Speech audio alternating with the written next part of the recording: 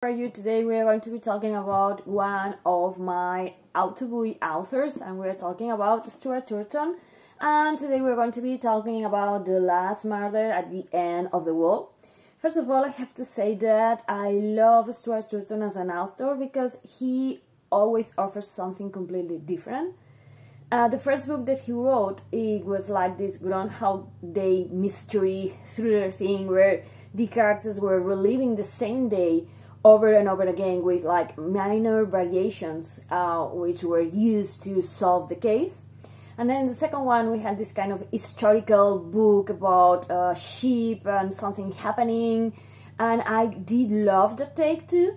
And then here we have something that I was not expecting, which I love, and it's this kind of science fiction, dystopic, apocalypse kind of thriller thing, which I love.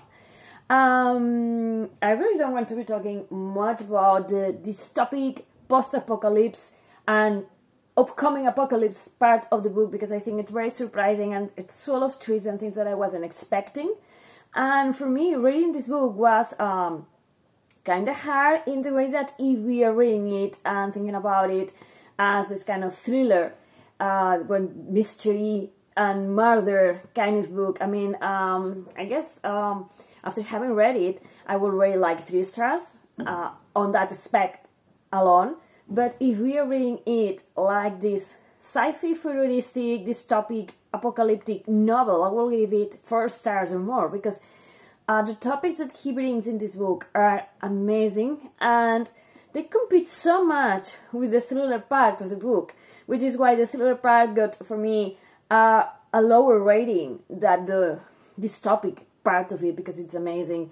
We are having this new society in which it looks like Earth, as we know it, has been eradicated by this fog that came and killed like almost all the population, and we have these people living in this island, and they are the descendants of the people who managed to survive, and they are doing things.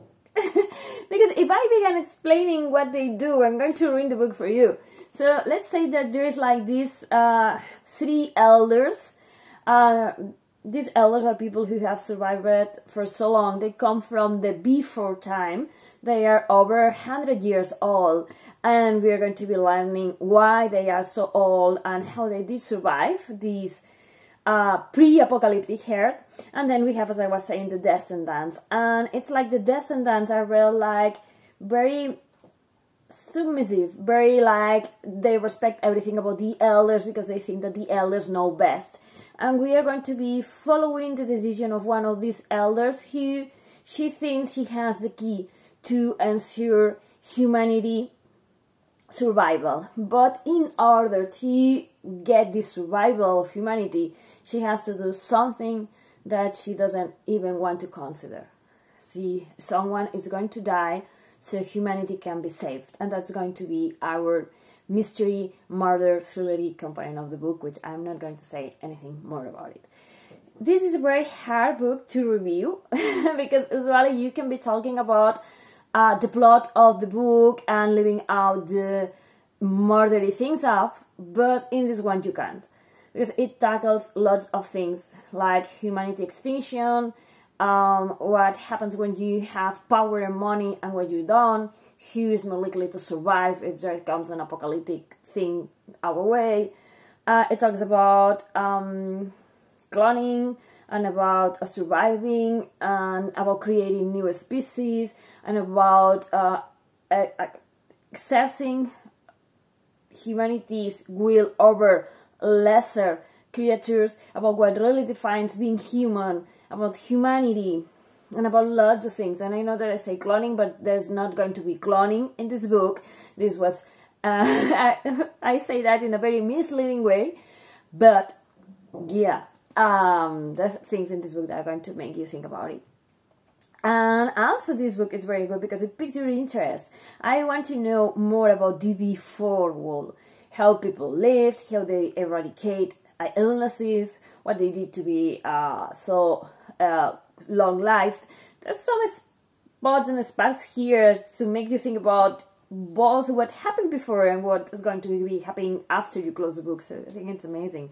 I love how Stuart Turton writes in a way that, in this case, when you close the book, you began thinking about all those things. I want to know more about it before. Now I want to know how the fog come to be. I want to know how humanity reacted to it at the beginning. I want to know how humanity really ended in here. It's explained, but I want to delve deeper into all of that.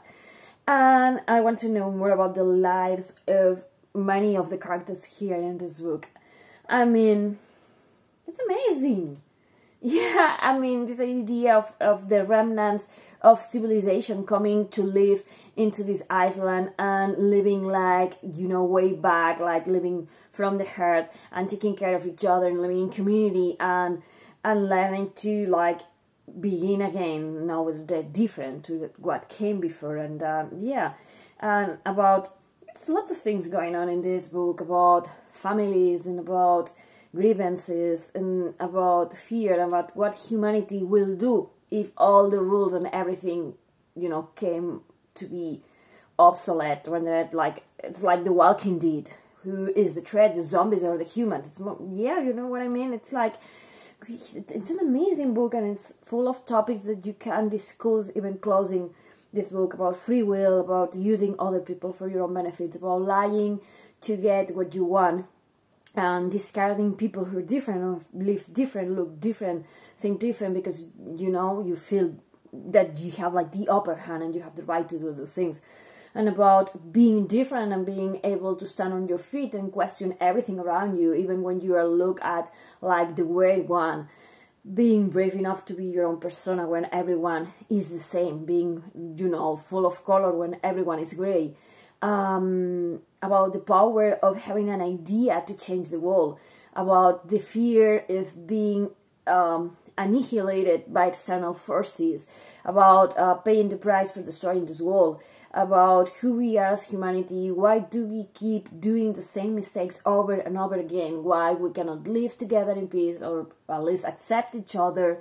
I mean, yeah, it's an amazing book, and yeah, I know I'm being very vague, but if I describe what's in here, I will destroy this book for you. So the only thing I can say is pick this one up. I always say pick this one up, is amazing. I always tend to do the reviews of the books that I love. So yeah, but this one, it really is something. So yeah, give it a chance, you will love it. Thank you for watching. Bye.